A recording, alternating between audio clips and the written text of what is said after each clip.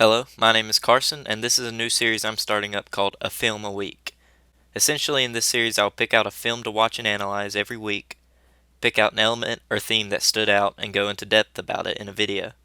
This week, I chose to watch Parasite, and surprisingly, this is the first time I've seen it.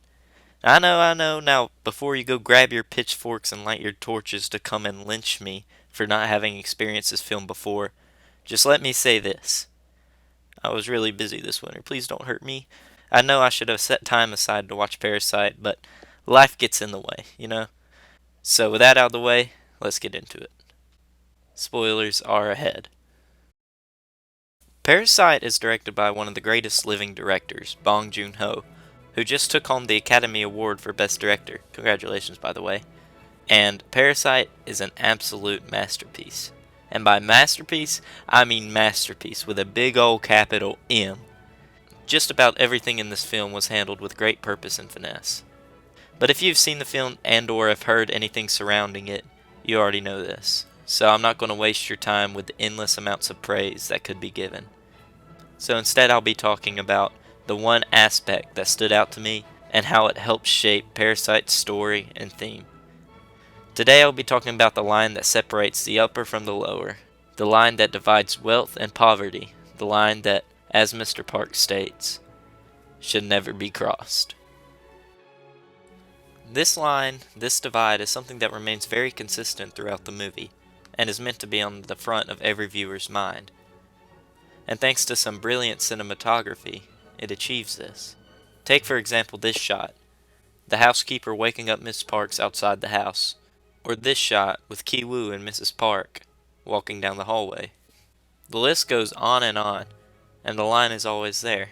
The line is a visual representation of the worst product of modern capitalism, the great divide between the lower class and the upper class of society, the divide between the Kims and the Park families, the divide between destitution and prosperity. But something else I noticed is that more often than not, the Parks family, the upper class, is positioned on the right of this line, with the left, the lower class, gazing at them. Now, in reading a book in both Korean and English languages, our eyes travel left to right across the page, the natural progression of reading and writing. To reach the end, the goal, we must travel from left to right. This can be seen in other forms of media. A modern example of this could be a superhero flick. The superhero genre often depicts heroes moving from left to right and villains doing the opposite. This can also be seen in Bong Joon Ho's earlier work, Snowpiercer, where our protagonists have to move from the left, the back of the train, to the right, the front. I believe this also applies to the cinematography of Parasite. The Kim family strives and yearns to cross this line, to reach their goal, to rise in society. However, their attempts end up fruitless. They end up stuck gazing into a world that they can never grasp, never cross into. Mr. Park references this line multiple times throughout the film and always states that not crossing it is a good thing, and that he can't stand those who cross the line. Now, why is this? Because when the line is crossed by the lower class, it threatens the upper class's power, their status, their superiority. In the car, when Ki-taek brings up Mr. Park's love for his wife, the audience, through some brilliant cinematography, receives visual confirmation that the line has been crossed, and the atmosphere completely changes, as does Mr. Park's demeanor. What was once a laid-back, leisurely conversation shifts to a tense scene. Mr. Park is noticeably disturbed, uncomfortable, shocked at his driver. The upper class use the line as a means to further suppress and oppress those beneath them. So when those beneath them rise up and talk as equals, it invokes a sense of rage, a sense of distress in the upper class's security and their safehood. However, while the upper class sees this line as a fence keeping rabid animals out, the lower class sees this as an insurmountable wall, keeping them from heaven, keeping them in hell. Desperate is a word I would use to describe Ki-woo in this film.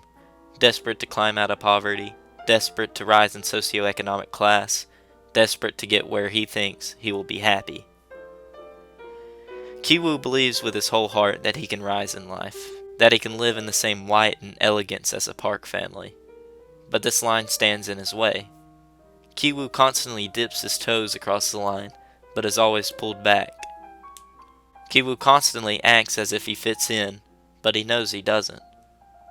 Ki-woo's pursuit of material wealth, represented by the rock, is what brought the downfall of the Kim family, literally and figuratively.